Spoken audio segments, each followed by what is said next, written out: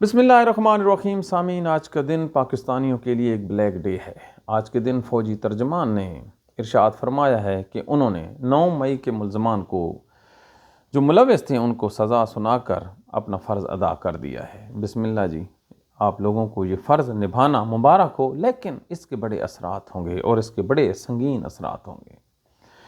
सबसे पहला जो विक्टिम होगा, ये जो 9 मई के जो जो जिनको सज़ाएं सुनाई गई हैं वो नहीं, पाकिस्तान की सुप्रीम कोर्ट होगी।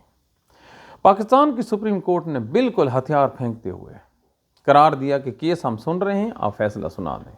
जी बिस्मिल्लाह। पाकिस्तान वाहिद मुल्क है जिसमें ऐसे ही फैसले आते हैं, वगरना कानून की किसी किताब में, दुनिया की किसी एकेडमी में, दुनिया की किसी लॉ की डिक्शनरी में ये फैसला आपको नहीं मिलेगा कि किसी के अगेंस्ट आपने केस टेकअप कर रखा हो और आप केस भी सुन रहे हैं और उसको भी इजाज़त दे रहे हो कि आप फैसला सुनाएं। अगर मुल्क की जो फौजी अदालतें हैं वो इंसाफ तेज़ी से मुहैया कर रही हैं और जैसा कि आज हुकूमत कह रही है कि इंसाफ हुआ है, तो फिर हमारी सुप्रीम कोर्ट, हाई कोर्ट और ये जो नीचे अदालतें हैं, इनसे तो जान छुड़ाइए। खुदा की कसम, ये लोग तो पाकिस्तान के ख़जाने पे नाग बन के बैठे हैं। आप जब सारे काम कर सकते हैं, आप ट्रायल कर सकते हैं, आप स्पीडी जस्टिस प्रोवाइड कर सकते हैं, तो फिर ये जो 24 करोड़ लोगों को आपने इन लोगों के हवाले किया हुआ है, तो खुदा के बंदे, इनसे तो हमारी जान छुड़ाइए। ये किस जो हैं, जो बाकी ये फ्रूट हैं जो हमारे गले में पड़ा हुआ है। तो लिहाजा ये साबित हो गया कि ये जो पाकिस्तान के जज हैं, ये जो 26वीं आईनी तरमीम के बाद बेंच बैठा था, आज उन्होंने अपनी कब्र खोद ली है।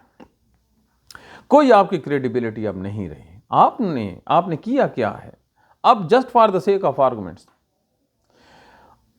आप जो फैसला आपके पास पड़ा है मिलिट्री का, आप उसका जो फैसला अगेंस्ट कर देते हैं, तो इनकी क्या होगी? आपने कन्फ्लिक्ट तो पैदा कर नहीं दिया, महज आपने चंद दिनों के लिए उनको रोकने की जो सकत है वो नहीं दिखाई। आप पाकिस्तानी भुगतेंगे।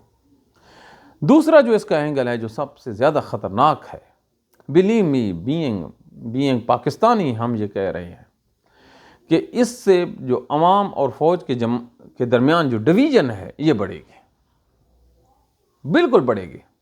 उठा लें सोशल मीडिया को, उठा लें जो इंडिपेंडेंट ऑब्जर्वर हैं, वो क्या कह रहे हैं? वो यही कह रहे हैं ना कि इससे जो खलीज है वो मज़ीद गहरी होगी। तो भाई, अगर कोई चीज़ खलीज को गहरा करे, फासलों को बढ़ाए, तो बेहतर था कि वो ना होती, पेंडिंग पड़ा रहता। दुनिया में कितने मामलात हैं जो पेंडिंग पड़े हैं, लेकिन हमने अपनी मन की करनी है, चाहे उसके कंसिक्वेंसेस कुछ भी हों। दूसरा, इन मुल्ज़मान को तो जनाब ने सज़ाएं दे दी, तो अब जिनके ट्रायल उधर पड़े हैं उनका क्या गुनाह है? 2 बातें हैं पाकिस्तानियों, ज़रा सुन लें।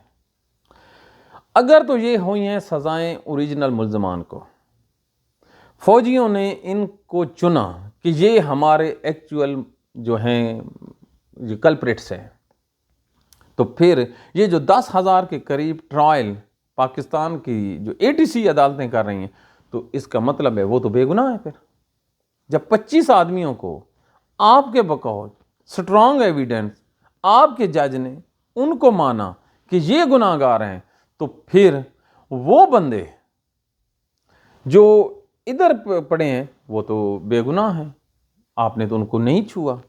तो ये कैसे हो सकता है कि वकूआ एक हो और मुल्ज़मान की कैटेगरीज 2 हों?